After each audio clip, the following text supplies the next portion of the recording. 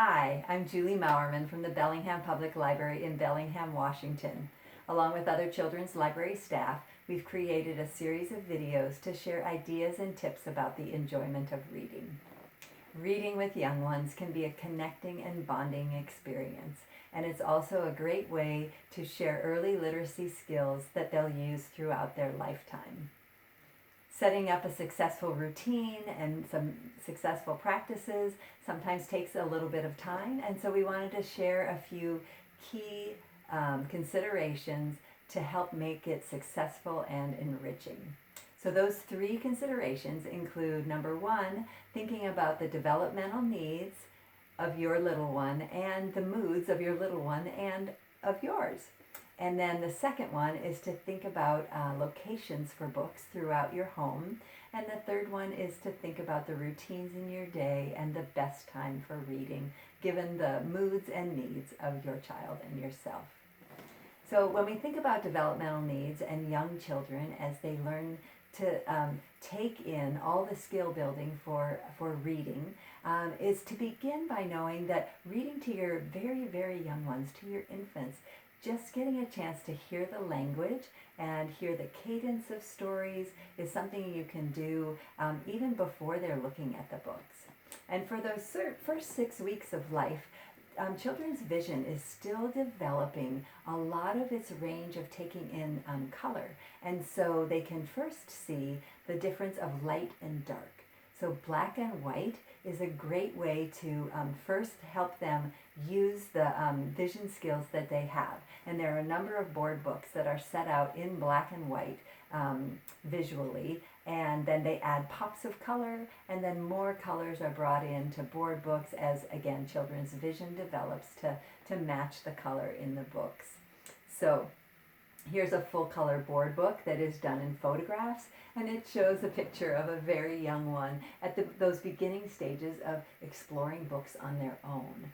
And children explore with all their senses, and so you might find that your little one chews on books.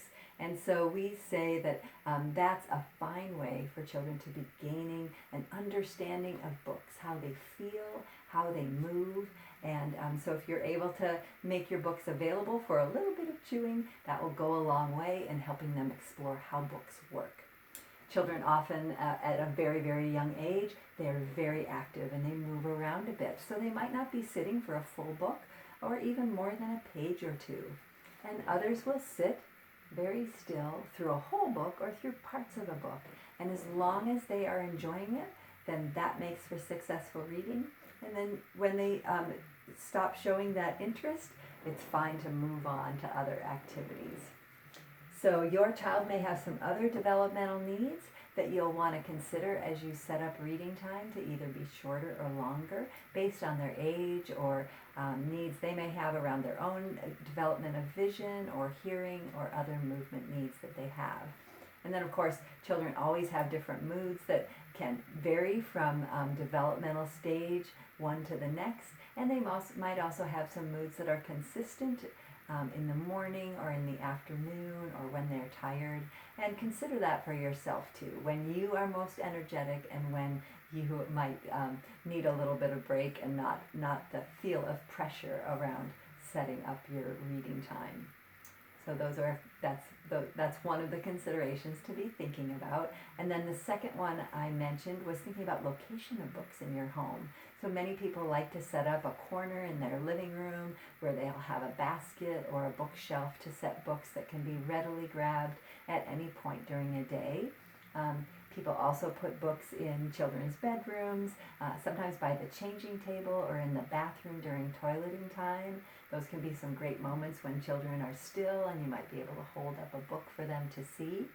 We also had books in our car because there would be various times where we might have a pause in one of the errands that we're running or be waiting somewhere. We might stop at a park and have some books available. So there are a variety of places to think about where books would work well for you. And then the third consideration is thinking about the routines of your day and when those match well with setting up some reading time. So my little ones actually like to read early in the morning, and so that was one of the ways we would start our day. Sometimes even before breakfast, we'd share a book together as we got going. As they moved into going to school, then of course we didn't have as much time for that, but it was great during those preschool years.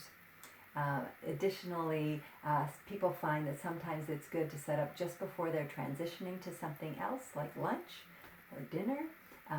Also after lunch and before nap and before bed, those can be great times to read with your little one. This book here is called New Shoes. So there are different times in a child's life where a book might match well with something you notice is happening for them in their lives. So as they start to wear shoes, this is a fun book to have set out in different areas, maybe over where you keep your shoes in their room or by the front door.